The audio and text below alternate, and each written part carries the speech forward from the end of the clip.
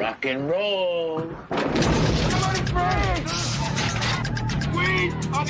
The sight of Keanu Reeves in a Reagan mask robbing banks, while Patrick Swayze quoted philosophy between surf sessions, became the ultimate early 90s action movie. Point Break hit theaters on July 12, 1991, and proved that Kathryn Bigelow could direct a testosterone-fueled thriller about FBI agents and bank-robbing surfers that somehow worked as both pure adrenaline and actual cinema. Bigelow directed her breakout action film, transforming a script about surfing criminals into a cultural phenomenon. Keanu Reeves played Johnny Utah, the FBI rookie who goes undercover in the surf scene and gets seduced by the lifestyle.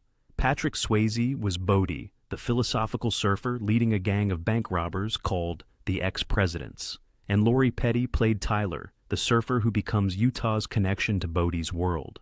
The film cost $24 million, featured real skydiving stunts that nearly ended with deaths, and earned $83.5 million worldwide while launching the extreme sports action genre.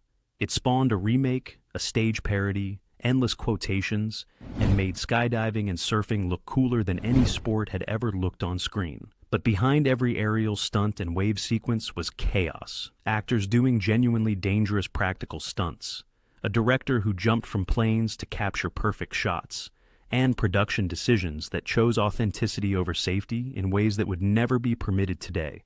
Before we dive in, hit that like button, subscribe for more film deep dives, and let's investigate 15 wild facts about Point Break, starting with number 15. Number 15. The film had multiple title changes. Before settling on Point Break. He's from camp? Heads up! Yeah. Good catch. Point Break wasn't always called Point Break. The production went through several title changes during development before landing on the final name that became iconic. The filmmakers struggled to find a title that captured both the surfing culture and the action thriller elements. Early in development, the project had different working titles as the script evolved and the focus shifted. The title Point Break refers to a specific surfing phenomenon where waves break around a rocky point, creating optimal surfing conditions. Point breaks are among the most desirable wave formations for surfers because they create long, consistently shaped waves.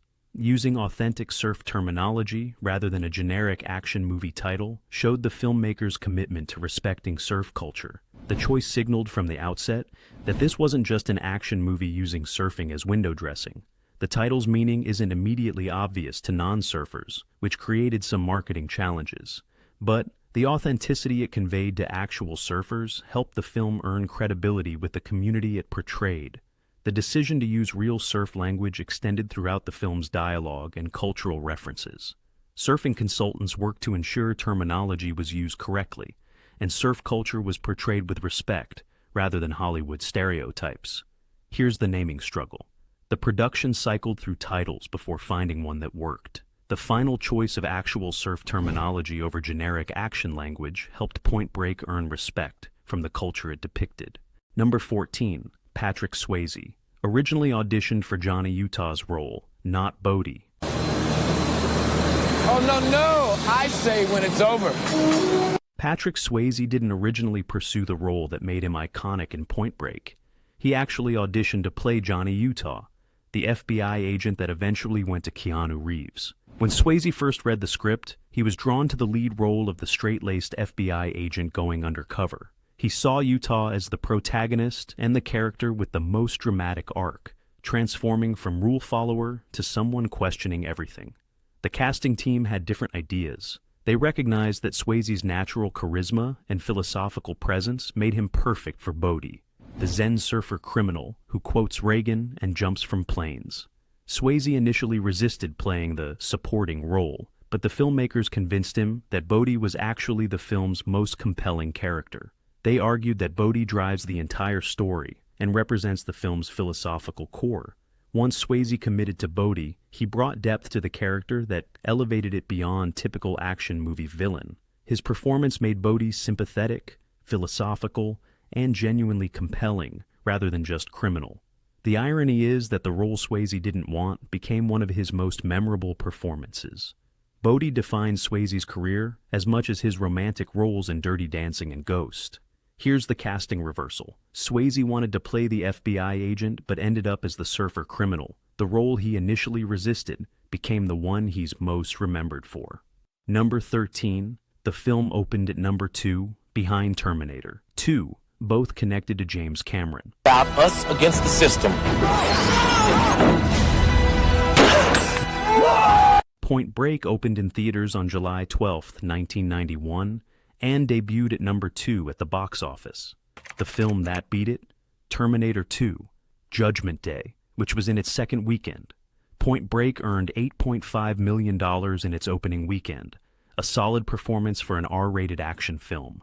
But Terminator 2 was breaking records, continuing its domination of the summer box office with massive repeat business. The connection between the two films made the box office battle particularly interesting. James Cameron directed Terminator 2 and served as executive producer on Point Break. That meant the top two films in America that weekend were both connected to Cameron. Point Break also shared another connection to Terminator 2. Both films featured Kathryn Bigelow's influence. She was married to Cameron at the time, and the two filmmakers were at the peak of their creative powers. Point Break eventually earned $83.5 million worldwide against its $24 million budget, making it a solid commercial success. It wasn't an instant blockbuster like Terminator 2, but it found its audience. The film's cult following grew substantially after its theatrical release through home video and cable television. Point Break became more beloved over time, with audiences appreciating its unique blend of action and philosophy. Here's the box office irony. Point Break opened second to a film that shared the same executive producer. Cameron had both the number 1 and number 2 films in America simultaneously.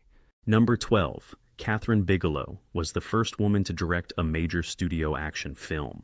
Point Break made Kathryn Bigelow the first woman to direct a major studio action film with significant budget and wide release. Before Point Break, Hollywood had essentially gatekept action directing as an exclusively male domain. Bigelow had directed Near Dark and Blue Steel, but Point Break was her first big-budget studio action film, with major stars and extensive stunt work. Thank you. Stay up. The $24 million budget was unprecedented for a female director in the action genre. The industry watched closely to see if a woman could handle action filmmaking. Studio executives questioned whether Bigelow could manage the technical demands, coordinate dangerous stunts, and deliver the kinetic energy audiences expected from action films. Bigelow faced skepticism from various quarters about whether she understood action or could execute it effectively. The assumption that action required masculine sensibility was widespread in early 1990s Hollywood. Bigelow proved all doubters wrong by delivering a film that redefined action cinema. Point Break's combination of practical stunts, kinetic energy, and philosophical depth showed that gender had nothing to do with directing great action. The film's success opened doors for future female action directors, but also highlighted how resistant the industry had been. Bigelow had to be exceptional just to get the opportunity most male directors received routinely. Here's the barrier broken. Bigelow directed the first major studio action film by a woman and made it a classic. The genre Hollywood reserved for men was conquered by a director who understood action better than her male predecessors. Number 11, Patrick Swayze fractured ribs during production but kept jumping anyway. Adios, amigo! During Point Break's intense skydiving sequences, Patrick Swayze suffered rib injuries that would have sidelined most actors. He reportedly fractured ribs during the aerial work, but refused to stop performing his own stunts. The skydiving sequences required Swayze to jump repeatedly while performing specific actions on camera. The physical toll of landing after jumps, combined with the demands of aerial choreography, put enormous stress on his body. Swayze's rib injury created serious concerns for the production. The studio had invested $24 million in the film and couldn't afford to lose their lead actor to injury. Insurance companies and producers worried about the risk of further damage. Despite the pain and the pressure from production to use stunt doubles, Swayze insisted on continuing to perform his own aerial work. His commitment to authenticity meant he was willing to work through injuries that would have ended most performers' stunt work.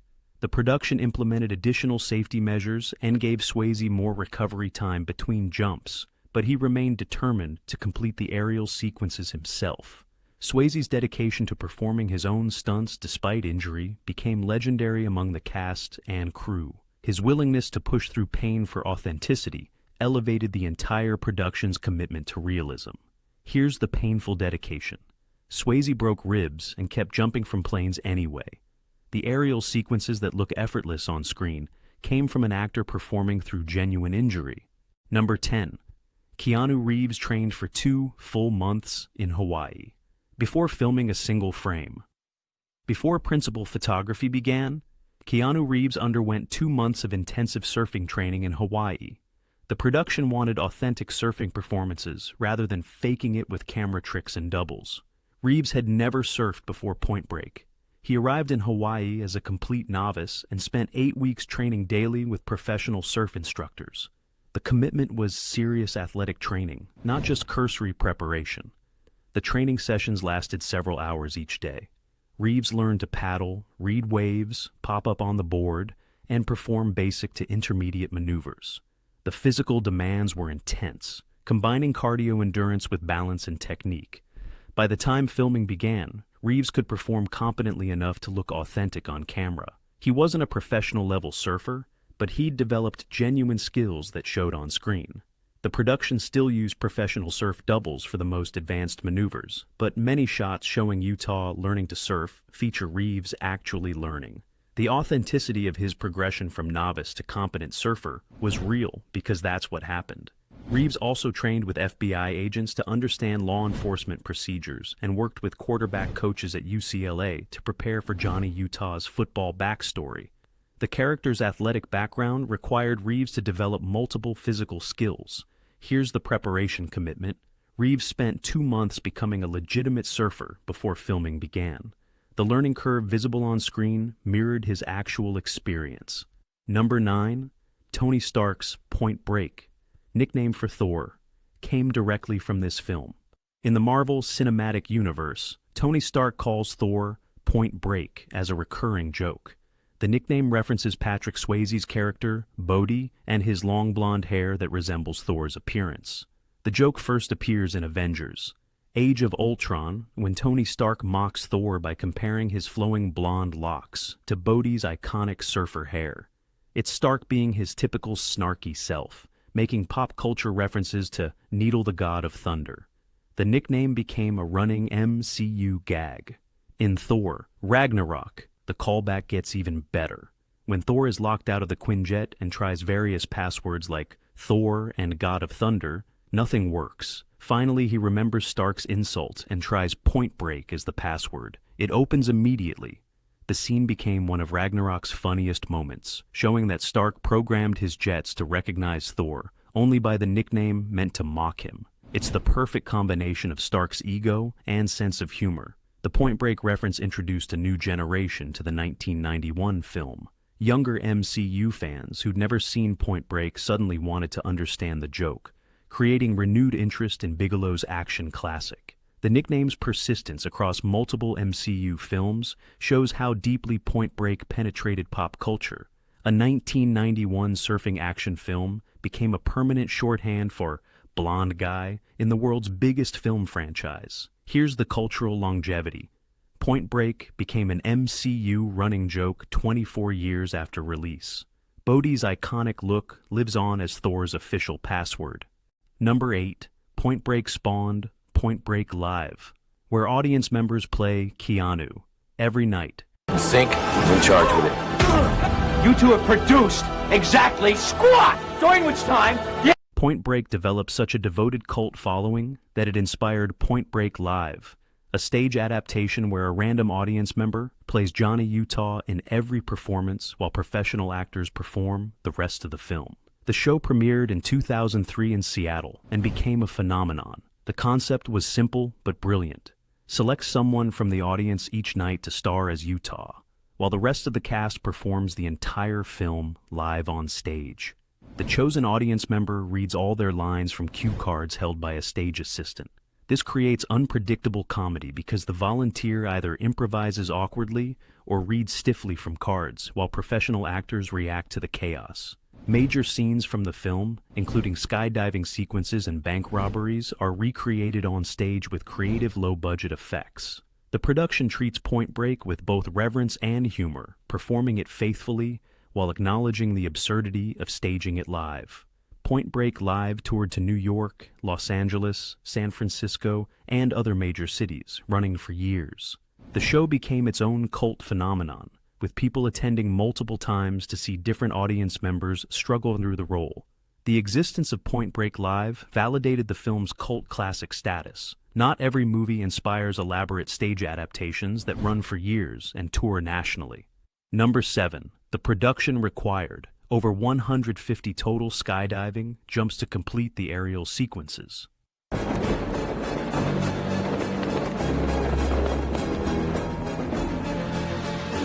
Point Break skydiving sequences required over 150 total jumps by cast members, stunt performers, and aerial cinematographers to capture all the necessary footage. Each jump was expensive and weather-dependent, making the aerial work the film's most challenging production element. Every skydiving sequence needed coverage from multiple camera angles, which meant separate jumps for different perspectives. Actors would perform while multiple camera operators jumped alongside, filming from various positions. The jumps could only happen in perfect weather conditions. Clouds, wind, or rain meant expensive delays, with cast and crew on standby unable to work. The production lost significant time waiting for ideal skydiving weather. Each jump cost thousands of dollars when factoring in plane rental, fuel, skydivers, camera equipment, and support crew. With over 150 jumps needed, the cumulative cost represented a substantial portion of the film's budget. The physical demands on everyone involved were intense. Jumping from planes repeatedly over weeks and months wore down even experienced skydivers. The actors pushing through dozens of jumps while also filming ground scenes showed remarkable endurance.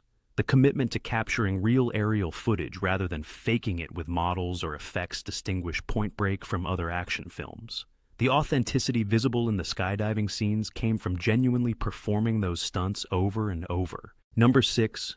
Kathryn Bigelow, strapped on a parachute and jumped from planes to direct aerial scenes. Kathryn Bigelow didn't direct Point Break skydiving sequences from the safety of the ground. She strapped on a parachute, boarded the plane with her cast and crew, and jumped to direct the aerial cinematography in freefall.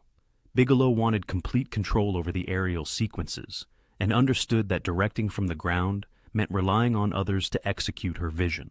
Jumping herself allowed her to see exactly what the cameras captured and communicate with the aerial cinematography team directly. She worked with the aerial camera operators to plan timing, framing, and movement while falling through the sky. Her hands-on approach meant she could make real-time adjustments rather than discovering problems after everyone had already landed. For the surfing sequences, Bigelow took a similar approach. She sat on a surfboard just outside the frame, directing actors from the water rather than shouting instructions from the beach. Her commitment to being physically present in the most challenging scenes earned respect from the stunt teams and actors. They watched their director take the same risks they did, which created a culture of fearlessness on set. Bigelow's willingness to jump from planes to get perfect shots became legendary in action filmmaking. It demonstrated that directing great action meant understanding it from the inside, not just watching from safety. Here's the directorial dedication. Bigelow jumped from planes to direct aerial scenes in freefall. The hands-on approach meant risking herself to get the shots right. Number 5. Anthony Kiedis, from Red Hot Chili Peppers, appears in the film as a gang member. Anthony Kiedis, lead singer of Red Hot Chili Peppers, appears in Point Break as Tone, a member of Bodie's ex-president's surfing gang. You ram him hard into the guardrail, Dale. That'll stop. His appearance connects the film to the early 90s alternative rock scene. Kiedis plays one of the surfers in Bodie's crew during the film's action sequences. He appears in scenes with the gang, wearing surf gear, and participating in the group dynamics that established the ex-presidents as a tight-knit community. The casting of a recognizable rock star in a supporting role added cultural credibility to Point Break's portrayal of California surf and counterculture. The Red Hot Chili Peppers were at the height of their popularity in 1991, making Kiedis' involvement noteworthy. His role is relatively small compared to the main cast, but having an actual musician from the LA alternative scene brought authenticity to the film's depiction of the subculture Bodhi represents. The ex-presidents aren't just criminals, they're part of a lifestyle and community. Point Break's connection to the music scene of the era helped establish its cultural relevance beyond just being an action film. The inclusion of figures like Kiedis from outside traditional Hollywood showed the film's reach into broader youth culture. For fans of Red Hot Chili Peppers, spotting Kiedis in the film became a fun Easter egg. His presence reminded audiences that Point Break was deeply connected to early 90s California culture beyond just surfing. Number 4. Patrick Swayze. Did 55 skydiving jumps with 0. Prior experience before production.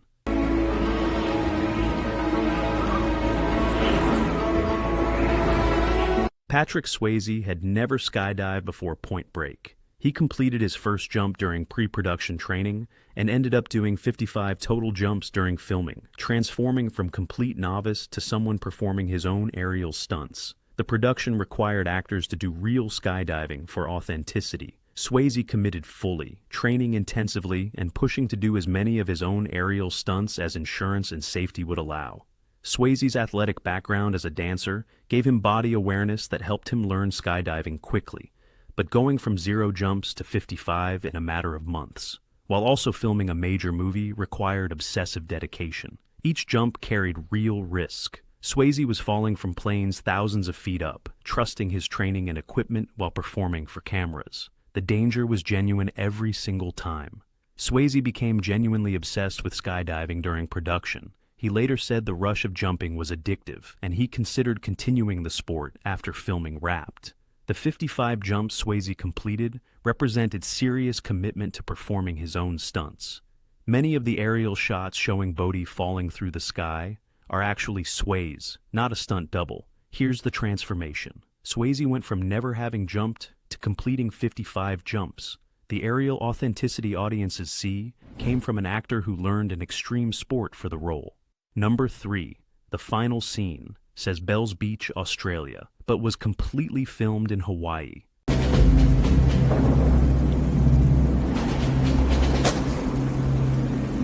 Point Break's climactic ending shows a title card reading Bells Beach, Australia, where Bodhi attempts to surf a massive 50-year storm.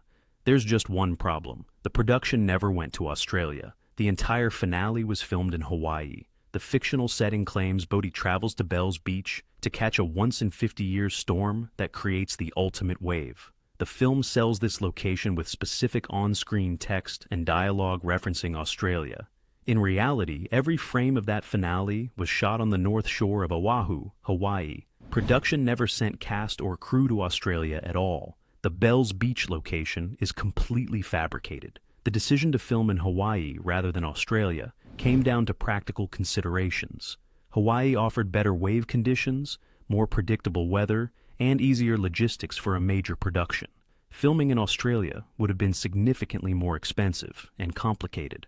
The production used stock footage of the Australian coastline and blended it with Hawaiian shots through editing. The technique created the illusion of the Australian location while actually filming much closer to home. Most audiences had no idea the ending wasn't filmed where the movie claimed. The deception worked perfectly until production details eventually revealed the truth. Number 2. A trained pit bull was thrown at Keanu Reeves during the famous foot chase.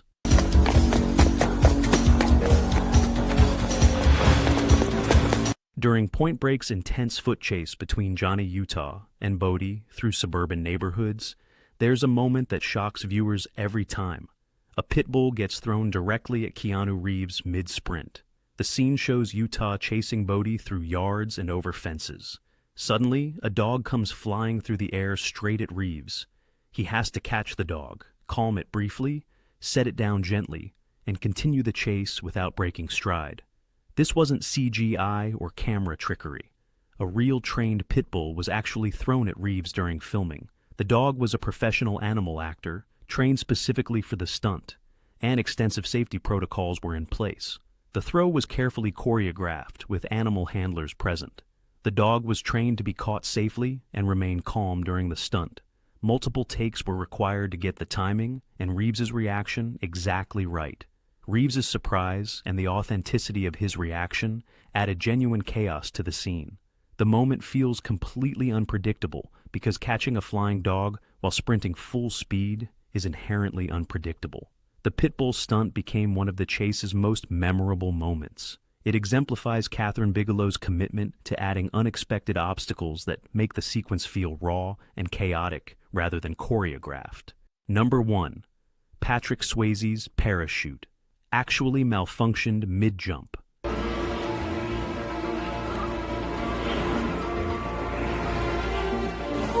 The most terrifying moment of Point Break's production happened when Patrick Swayze's main parachute malfunctioned during an actual jump. The chute tangled during deployment, sending Swayze into an uncontrolled descent with seconds to save himself. Swayze was performing one of his many jumps when his main parachute failed to deploy correctly. The chute partially opened but became tangled, creating a dangerous situation called a streamer, where the parachute can't properly slow descent. Swayze had only seconds to recognize the malfunction, cut away the failed main chute, and deploy his emergency reserve parachute. If he hesitated or panicked, he would have continued falling without a working chute. Swayze executed the emergency procedure correctly, cutting away the tangled main and deploying his reserve. The reserve opened properly and he landed safely, but the crew watching from the ground were terrified. The near disaster happened in front of the entire production. Everyone saw Swayze's main chute fail and watched him falling with a malfunctioning parachute before the reserve deployed. Those seconds felt like forever. After landing safely, Swayze insisted on continuing to perform his own skydiving stunts. The malfunction didn't deter him from completing the aerial sequences himself. Here's the near-death experience. Swayze's parachute actually failed mid-jump, and he had to deploy emergency backup to survive. The danger of the aerial stunts was proven real in the most terrifying way. And there you have it, 15 wild, weird facts about Point Break. Which facts surprised you most? Drop your answers in the comments below.